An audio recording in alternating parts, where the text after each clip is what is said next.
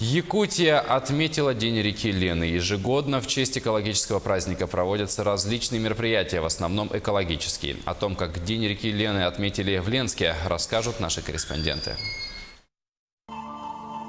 В этот день на улице Набережная около стелы городское управление культуры для всех горожан и гостей города организовали праздничный концерт, во время которого состоялся обряд освящения реки. Творческие коллективы исполнили праздничные номера. Завершилось мероприятие дружеским танцем «Асоха».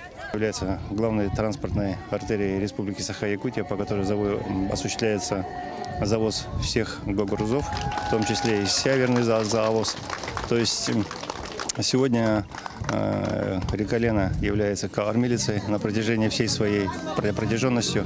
Люди занимаются рыбоводством, приезжают на берег реки Лены, отдыхают. На праздновании этого дня самое главное то, что мы должны своим детям, внукам, своим потомкам оставить чистую реку, куда можно будет приходить и отдыхать, и любоваться красотами нашей великой якутской реки под названием Лена.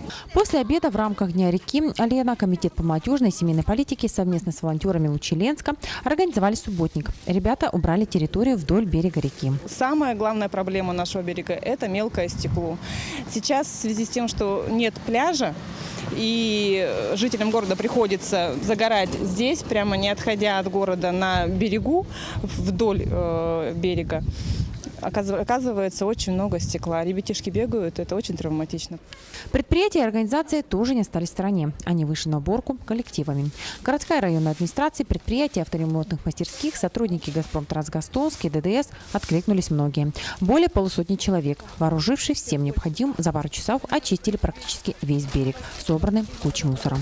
Тоже принимаем участие, потому что мы любим нашу речку Лену, мы отдыхаем, купаемся.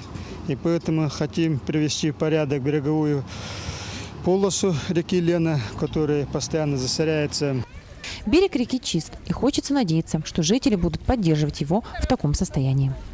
Светлана Балеева, Виталий Андреев, Ленск.